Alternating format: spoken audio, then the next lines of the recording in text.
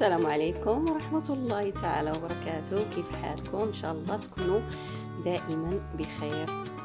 طبق اليوم هذا الأكلة التقليدية العريقة، اللحم بالبرقوق اللي تشهى ليك واللي عزيز عليك. الطبق هذا تشهى ليك واللي عزيز عليك. المهم من الأطباق المعروفة والشهيرة في المناسبات وفي هذا اللحم بالبرقوق. غتشوفوا معايا الطريقة، حاولت نعملها يعني بالتفصيل الممل.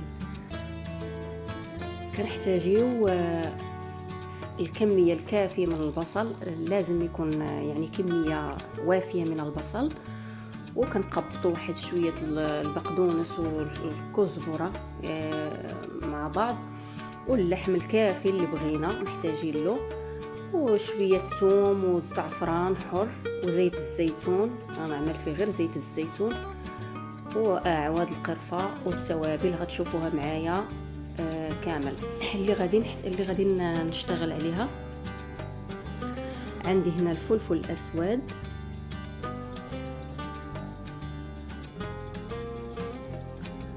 نضيف له هنا الكركم،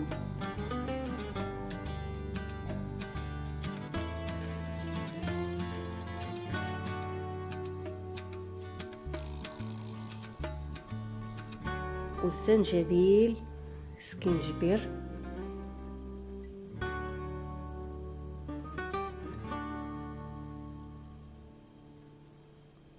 القزبر يابس كيتواتى واحد الطريقه زوينه وواعره مع اللحم.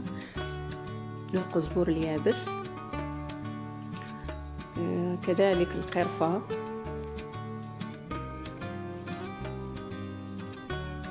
ها هي دي، حاولوا يكون بكميات متساويه الا القزبر اليابس اللي كنعملوا شويه ناقص على الاخرين.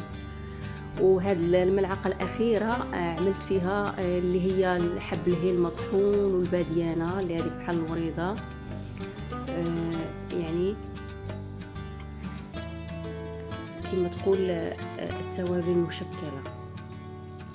وممكن تكتفيو غير بالتوابل الاساسيه اللي هي الكركم والزنجبيل وشويه القرفه والكزبره اليابسه، ما يخالف، والزعفران. واللي بغى يعمل اضافه السمن البلدي راه يعمل اضافه. انا ما عنديش هذاك السمن البلدي، فعملت غير الزعفران وهذا الشيء مكان. كناخذوا هذاك شويه من الزعفران وكنعملوه فيه شويه الماء باش يعطي اللون ديالو. هنا كنحضر البصل ديالي كامل، كميه كنقطعها. صدقوني هذا من الاطباق العزيزه على قلوبنا، لا بليبا كيعجبهم، وماهوش صعيب يعني، اما يعني سهل التحضير. انا مازال كنقطع في البصل.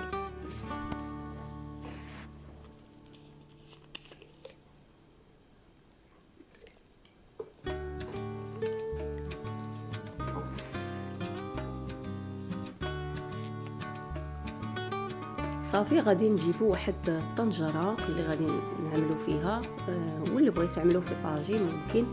انا عملته في الطنجره. تفرشوا التفريشه الاولى غتعملوا فيها البصل غيكون كميه وافره كما قلت لكم، حيت البصل تيعسل المرق. صافي ونصفوا عليه قطع اللحم. عندنا انا ديجا تبلت هذا اللحم تقريبا شي ساعه ولا ساعتين، كان متبل عندي في شويه توابل، كيجي الطعم كيجي خيال كما يقولوا، كيجي خيال الطعم ديالو. كنصفوه كنحطوا هذيك القبيطه غير باش تنسم لينا، من بعد غنزولوها. وانا عملت هنا اضافه زيت الزيتون، ما كثرتش بزاف لان اللحم شويه فيه شيئا ما شويه الشحمه، فما بغيتش يكون دسم كتير. صافي. والكميه اللي باقا لي من البصل راني كنعملها من فوق باش يتعطر الكل، يتعطر مزيان.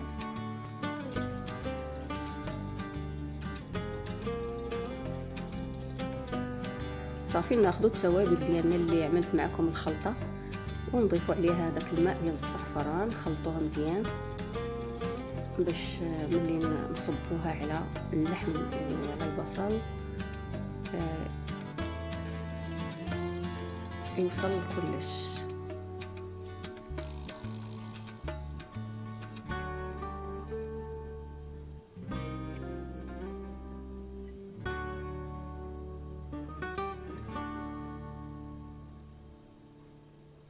صافي هنا كنصب الماء ديال الزعفران، صدقوني كيجي طبق هائل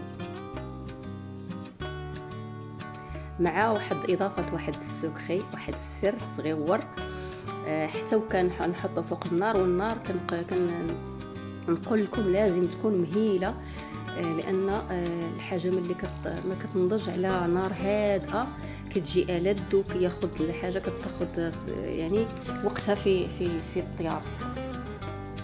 صافي كنبقاو نحاولوا نشحروا اللحمه ديالنا حتى كيدبل البصل كامل. هاد القبيطه غنزولوها من بعد ان شاء الله.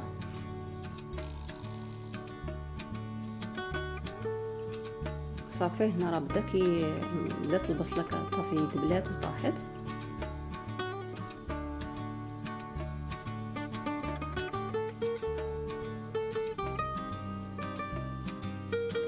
انا ما حاولت نزول والو، مشيت معكم. هنا مرقت عليه، غتعملوا المرق الماء الكافي اللي غادي يطبخ فيه اللحم من الاول يكون كافي. وهذا هو السكري، انكم تضيفوا واحد الملعقه صغيره من الفلفل الاحمر الحلو، هذا فقط اللي كيعطي هذاك اللون البني الجميل للحم والمرق كيجي. وصدقوني راه ما تيبانش، غير ملي تينضج غتشوفوا المرق في الاخير تيجي ثقيل عاقد معسل واللون يا سلام. كنعمل لكم الاغراء.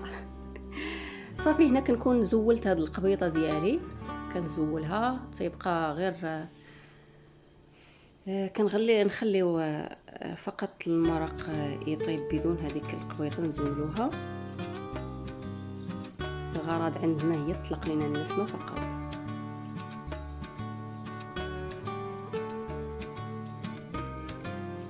صافي هنا راه كنقلب في اللحيمه، راه طابت، راني جربتها ولات زبده دابت.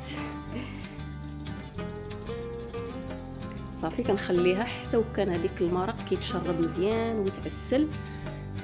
عاد فاش خلاص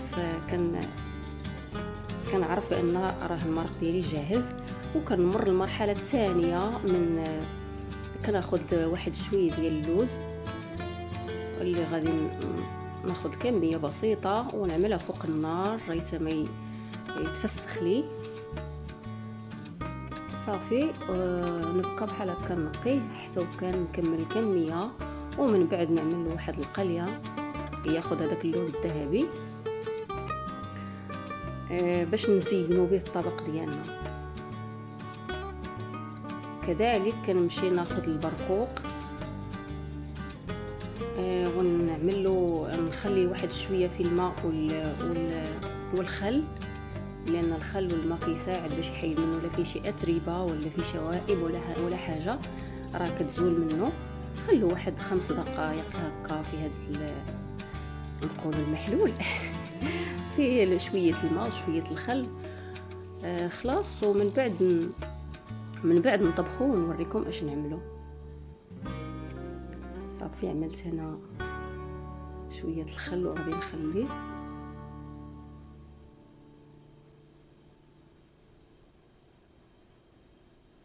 غادي نمشي باش نقلي هذا نخليه جاهز. غايتما غادي نجهز عاود البرقوق. كنعملو في واحد الكاسرول، كنعملو شويه مليحه وكنعمل اعواد القرفه. علاش اعواد القرفه وماشي قرفه باودر؟ لانه كتطلق لنا هذاك النسمه احسن وتتبقى يبقى البرقوق في شكله. صافي ملي تيطبخ وينضج لينا خلاص هنا نعملوا الاضافات. كنعملوا له واحد اموكس وواحد القطعه ديال الزبده باش يعطي ديك اللمعه، ونضيفوا واحد القليل من العسل وشويه ماء زهر. اللي كنعملوه في الحلويات الشرقيه. شويه ماء زهر تيعطي واحد النسمه جميله بزاف. صافي نخليه حتى وكان يتعسل كامل ويتشرب ليا هاد الحويجات اللي عملت له.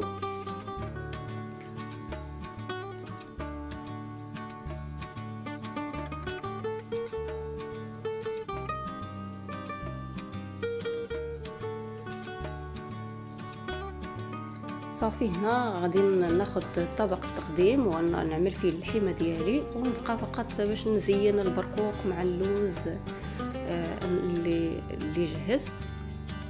والتزيين كيبقى طريقه يعني فرديه، كل واحد كيفاش يحب يزين. انا اختاريت بهذه الطريقه انه نعمل البرقوق مع السمسم فقط. كما يقولوا العين تعشق قبل البطن. نعملوا صوره وذوق. صافي غنستمر بهذه الطريقه حتى وكان نكمل البريقيقات اللي عندي ومع شويه اللوز. ونتمنى يعجبكم هذا الطبق اليوم، واللي بغات تجربوا بهذه الطريقه تجربوا. ما شاء الله راه حتى وحده ما كتخير قدام الاخرى، كل وحده والطريقه ديالها، كل والابداعات ديالها. غير فقط كنبقاو حنا كنتشاركوا كما يقولوا اللمسات. نتمنى ان شاء الله باش يعجبكم الفيديو ديال هذه المره.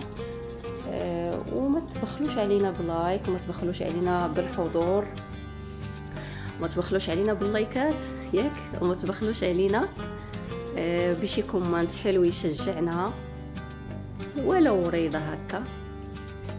وإلا عجبكم شاركوا مع الأحبة والأصدقاء، ونتمنى دائما تكونوا بخير وبصحة وسلام يا رب العالمين، وسعادة دائمة. وما نتمنى لكم غير الخير، دمتم سالمين. إلى الملتقى إن شاء الله عما قريب.